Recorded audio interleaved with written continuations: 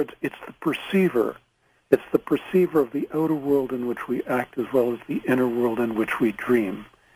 Its prime directive is to grow, to increase and become more. It's not programmed to deny, repress, or contain. And, like a good soldier or a good personal computer, since you brought it up, the role of the body soul, the physical soul, is to obey orders. So there has to be a relationship between the mental and the physical aspects of the self. This is absolutely essential. Then just to finish this off, the higher self, the bowl of light that comes into us with our first breath and leaves with the last, this connects us to our oversoul, who is our teacher in spirit. And that teacher in spirit communicates with us most effectively through the medium of what we call intuition, through dreams, through visions, through hunches, through slips of the tongue.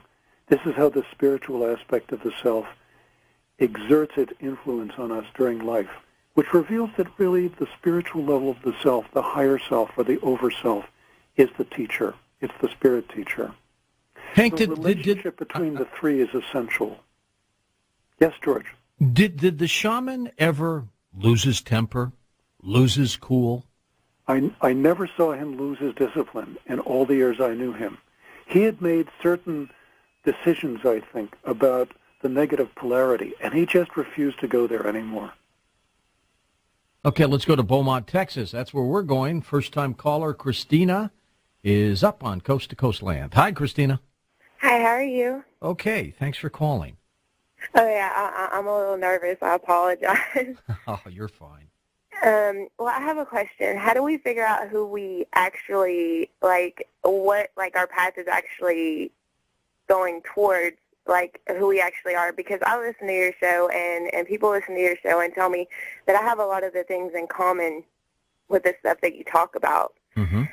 And I really don't know where I'm supposed to be going. I'm just kind of going. All right, so where does she go, Hank? That's right. What path does she take? Well, as we become members of this spiritual hierarchy, as we make that decision to step up, our responsibilities include discovering what it is that we're meant to bridge into this world. And this is in addition to all the gifts that we're here to offer, in addition to our life roles and the life lessons we're working on. This is about each of us refining and clarifying the vision.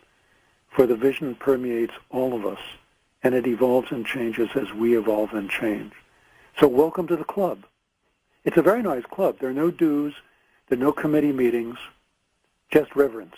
And you can't get tossed out. West of the Rockies, Kathy is in Portland, Oregon, and you're up with us on Coast to Coast. Hi, Kathy. Hi. What I want to know, kind of like your last caller, when you first got your visions before you went and spoke to the shaman and went on your journey, I'm a little nervous here. I had an experience that I would see a whole entire thing from beginning to end. I saw people and faces on the floor, like you were talking about the different levels going up and down. Yes. I saw a staircase. I also saw colors of lights and angels. I also saw different cultures, and I watched a photograph, and, my family is Japanese, and you're talking, cultural, and I watched a whole entire culture come through a photograph. Or not a photograph, a painting, where it changed from male to female, glasses, non-glasses, and, this happened a couple of years ago, and that everybody's awakening, yes, and doctors think you're nuts. And well, you're not nuts, but how do you convince people that you're going through this metamorphosis, Hank?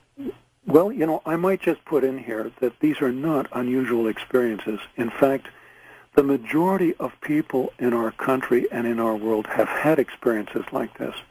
There was a very well-known Gallup poll that came out in the late 1980s that revealed that 43% of the general population has had experiences like yours, experiences like mine.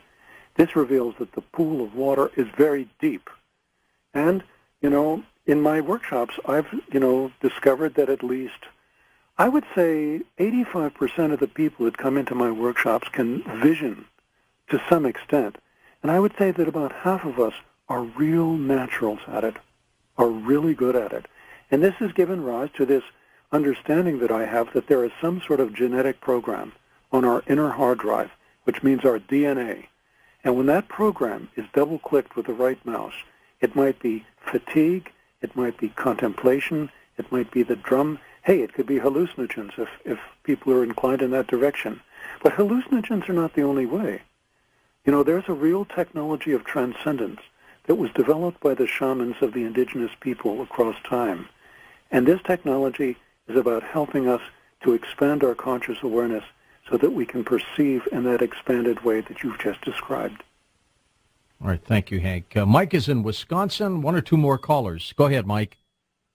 Hey, how's it going, George? Okay. Been listening to you since, Hank, and how you doing? Been listening to you since you had Miriam Delicato on there, and she's going to the great gathering at the Hopis out in Arizona. That's right. And I wrote to Miriam. I haven't heard back. I was going to go to Arizona to see. And what I wanted to ask Hank is, and the shamans, I'm familiar, and I've talked to you before, George. I'm a former Marine, Vietnam disabled vet, and that's right. And I'm part Osage Indian. My great grandfather's pure Osage, and right now I'm living on Indian mounds on burial. I don't know if they're burial grounds, but I think what it is happening. It's coming. The new life is coming. The love, the peace, and Hank knows that. If his wife is clairvoyant, she would know in my heart what I am saying. And we're in some deep, deep trouble, and we need to love each other more. We need to share that peace. We need to come together because it is coming. The Trinity, it is coming. I know. I feel it in my heart. I'm 60 years old almost, and all my seeings and things I've done in my life, I know in my heart truly that it is coming, and we better be able to love each other more. Well, let me ask you this, Hank. Are we ready for it when it happens? Well, that's always the question. Are we ready to step up? Have we learned the lesson yet? And I think it happens to us individually. I don't know if you can say it happens at the level of an entire culture, although some cultures like the Hopi, their culture is permeated by spirituality. It influences every moment of their waking life and their dreaming life. And that's something that we in the Western world seem to have lost because of our preoccupation with the glitter of our new gadgets and our new toys. Technology is at the center of our culture, whereas spirituality would be at the center of the culture of people like the Hopis. But I think, George, that a new synthesis has to come into being. And this is a kind of conjoining of the tangible and intangible levels of reality that brings science and spirituality together. This is what I see as being the crux of my work as a scientist. The synthesis is going to be brought into being by people working in the fields of education and science and theology and psychology and anthropology and philosophy, to name just a few. And it will enable an extension of our senses, allowing us to access these hidden worlds that lie behind the veil of ignorance and matter. Oh, I like the way I said that. I like the way you said it, too. About a minute and a half to go, Hank. Once again, we're talking with Hank Wesselman, his book, The Bowl of Light. What's next for you, Hank? What's next for me? Well, I'm traveling to California in about a week and a half to do a couple of workshops, 3 in a row, actually. And here at home, I've got a lot of interviews with this new book coming out all over the place. This one, of course, is The Star and the Crown. You know, this is just such a fabulous show, George. You do such a great job with it. And your reach, of course, is formidable. I don't know if how many of your listeners are aware of the fact that on an average night, you have somewhere in the neighborhood of 20 million listeners. Is that true still? People pop in, they pop out at any specific time. I don't even keep track of how many millions we have anymore, Hank. Well, the work that you're doing in the world is extraordinarily important because you're creating the crossroads in which this ancestral grand plan is being drawn forward. I mean, you're doing your work, I'm doing my work.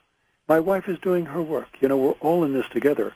And Makoa was fond of observing, you know, hey, we're all in the canoe together, and if we keep paddling and we keep bailing and we keep paddling in the same direction, we'll reach the island. And I think this is what it's all about. And we'll reach it all together. Hank, we've got some rough, bumpy roads ahead, as you well know, but I think we're going to get there. And as I've always said, we are all in it together. Hank Wesselman, The Bowl of Light. For Dan Galante, Tom Danheiser, Lisa Lyon, Lex Lonehood, Sean Laudesor, Stephanie Smith, Ross Mitchell, George Knapp, Ian Punnett, and Art Bell. I'm George Norrie, somewhere out there on Coast to Coast AM. We'll see you on our next edition. Until then, be safe.